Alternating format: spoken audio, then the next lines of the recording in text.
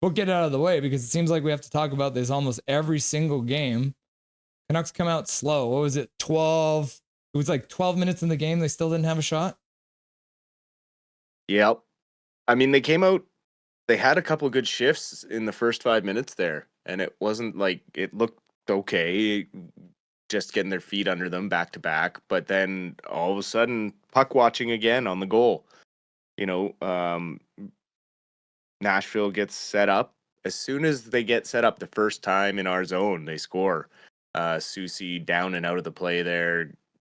Nashville's LaRue just at the back door wide open. We gotta stop. We gotta stop letting them score first, and I don't know what the answer is. It's actually Thank really God we similar had if you the pushback. remember. Do you remember the goal Hoglander scored early in the season where it's that classic play where you go around behind the net rather than cutting in front? And that a lot of the time the defenseman loses their chicken. That's exactly what happened. But Susie needs to be aware of who he should be covering. LaRue getting his first goal in the NHL, coming around all alone on the rebound, getting a gaping net there. But again, Susie, we're going to have to give him a big old down tonight because he was looking shaky again. Yeah, and I mean, you can't even use the back-to-back as an excuse because we were rolling 4 lines last night, and it's the first back-to-back of the year. We haven't had the most difficult schedule since we've been in our homestand here, so there's really no excuse for the slow start. I'm sure there was some choice words said at the bench after that goal was scored by the coaching staff, being that we did have excellent pushback after that. We finally gained some momentum when I guess Brandstrom tied it up. They're saying Brandstrom tied it up, but it looked like Ratu got a piece of that one. Yeah. So we'll see if that gets changed here. But yeah, a one face off, a quick shot off the point, a nice tip, and then we really pushed the momentum for the rest of the period. We tightened up defensively, kept Nashville to the outside. They really only got 1 or 2 shots through. Pretty much everything else getting blocked right now. We're great fourth line shift by the fourth line there. Really hemmed in the Preds. Heinen with a couple good looks. Sherwood had a good look there. So as long as we keep the momentum we had for the last 10 minutes of that game, we should have no problem bringing this home tonight. Yeah, impressive by Ratu because I mean I trust Shorthouse. Shorthouse usually gets it right on the call, and he does say that it was, and it's clearly off of the stick there. But Ratu too, like impressive because he's essentially being screened in front. Like I don't know, he's a tall guy. Maybe he saw the puck, but his stick was essentially poking out from the crowd and manages to get the blade of his stick, tips it right down between Saros' stick. So we're calling it a Ratu goal. Let's see on the website. They're still calling it Branchram goal, but we're going to call it a Ratu goal. That will be his first goal as a Canuck. Does anyone deserve to get their goal more than Ratu? He has been working extremely hard since this recent call up. You've heard Talkett say it. He's probably one of the hardest workers on the team. He is learning every day, working very hard. So it's paying off, and it's nice to see it pay off. Absolutely love what I've seen from him in the last 3 or 4 games. Yeah, like we had John on last night talking about the Reddit grid that we did, and he was saying that Bo Horvat was his favorite player, and that's kind of the thing with the trade that we gave away. Ratu was a big part of that trade, so to see him finally getting a goal and just looking really, really solid overall. Another great night in the faceoff circle too. Good to see him get his first one. Any other ups you saw out there so far tonight? Lankinen just doing his thing. Another big save right before the goal. A 2-on-1 that looked like a tap in that he got the leg on out of nowhere, and he just looks like he makes the team confident in front of him, and it gives them that ability to kind of play a little more aggressive, because if they get a shot through that most of the time it's not going to be a quality one, and Lanky's gonna stop it.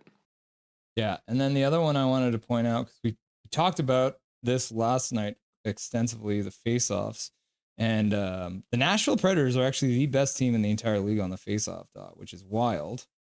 But tonight, through this first period, the Canucks have once again dominated. They're at 62.5% of the faceoffs won. ridiculous. You got Mhm. JT Miller's only taking one face-off. He's 100%. And then you got, like we talked about with Ratu. Ratu is at 83% in the face-off dot. So another up for Ratu. Yeah, and he's already taken 6. He's won 5 of 6, so it shows with his, swapping of hands, it seems to have some method to the madness there. Um, it's working.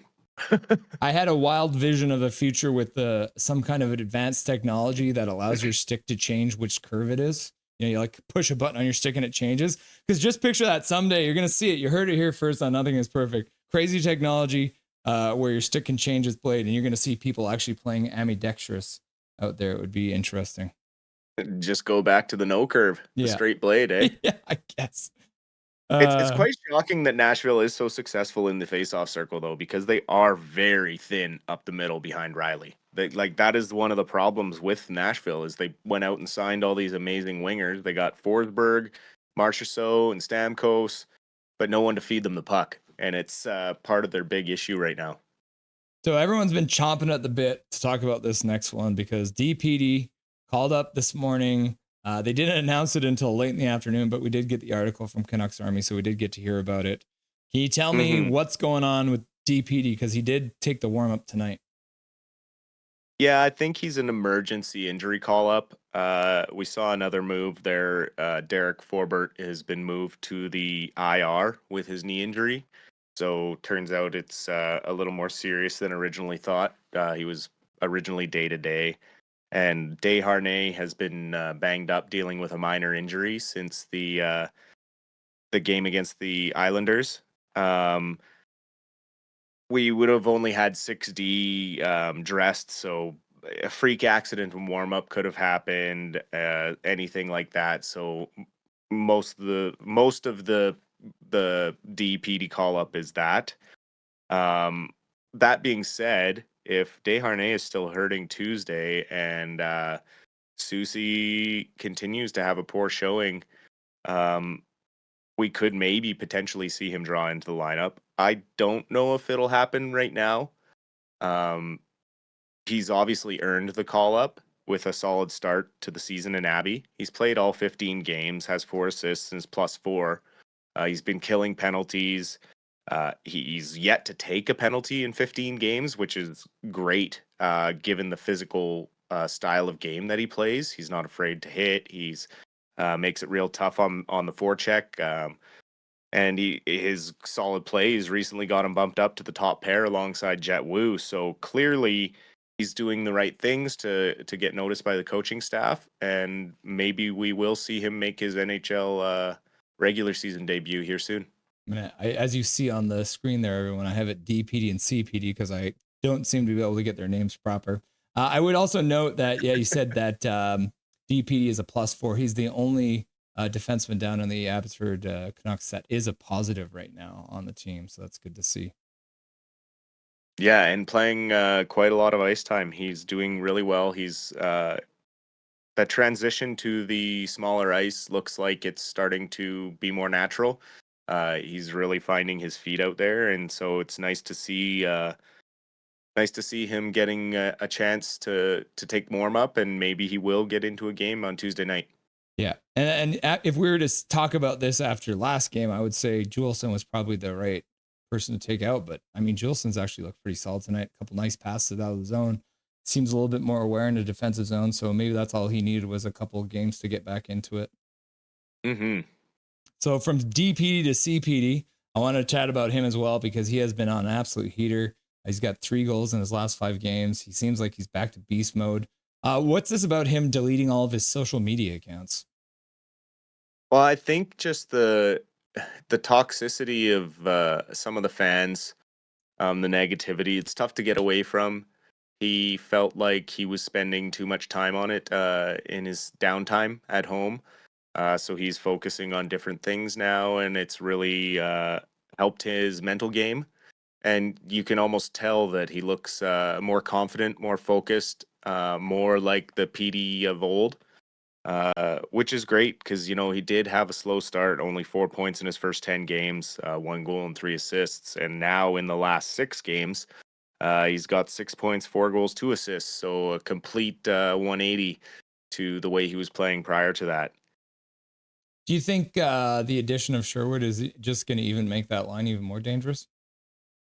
I think so. The chemistry is growing with DeBrusk and Sherwood. You saw tonight, Petey almost got another one. Sherwood's got had a couple of chances. DeBrusk had a couple of glorious chances there. Shot one wide.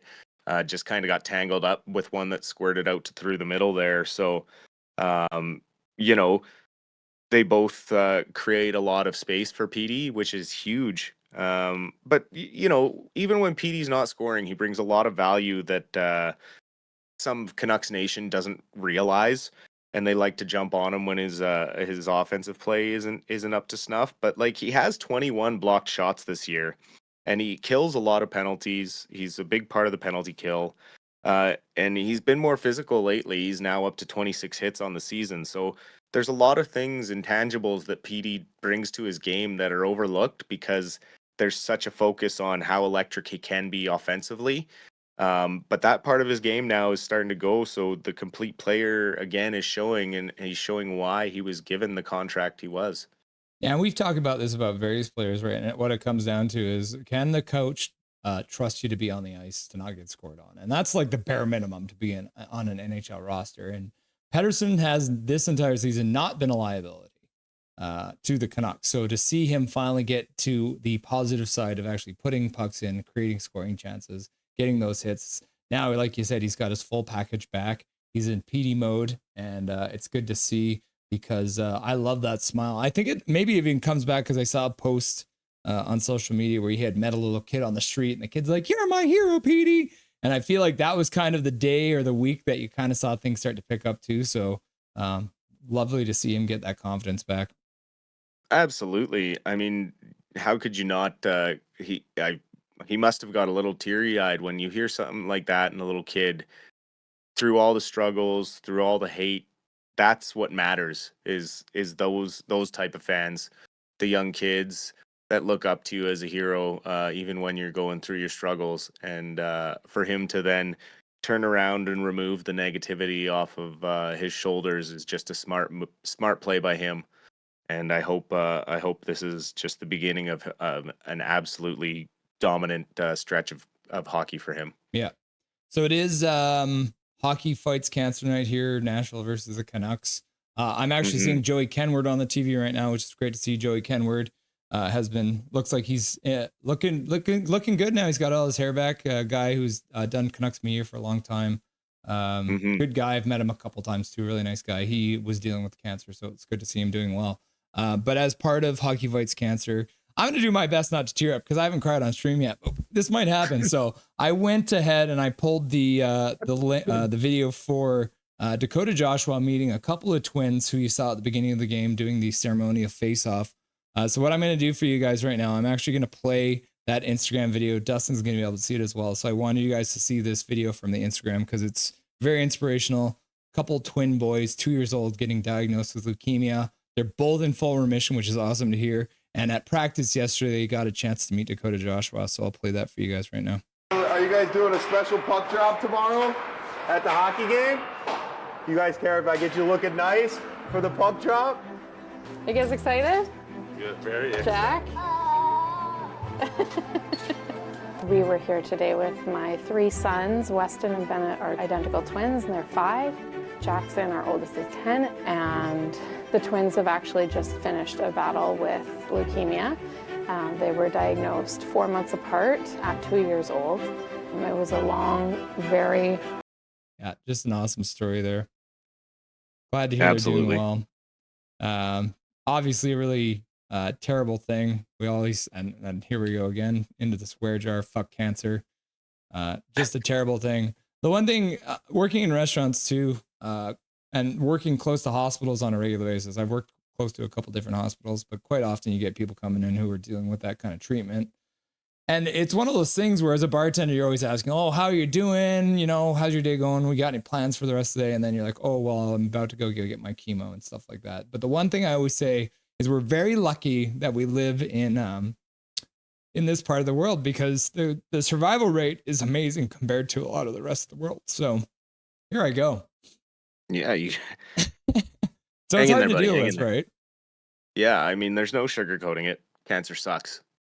Pretty much everyone has someone in their life that's been affected by it, or themselves have been affected by it. So, I myself had a scare during the first year of my spinal cord recovery, where I had some signs where it looked like I had full-on lymphoma. Luckily, I didn't. I had something else, but my dad had prostate cancer scare and had to have his prostate removed. Luckily, it was caught fast, and I had two other family members die of colorectal cancer.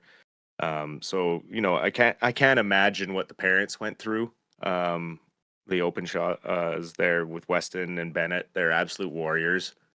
I have a 7-year-old son myself, and I can't even let my mind go there without having an absolute breakdown. Yeah, I would say, as we are also in November, it's always important to get yourself checked. I had my own scare about a year and a half ago, which was terrifying, but everything turned out okay. So go and get your treatment, get yourself checked out, play with your balls, boys. Get in there and play Absolutely. around with them, because you you never know. So make sure you guys get yourself checked out. Dustin, thanks again as always for joining us here in the first intermission.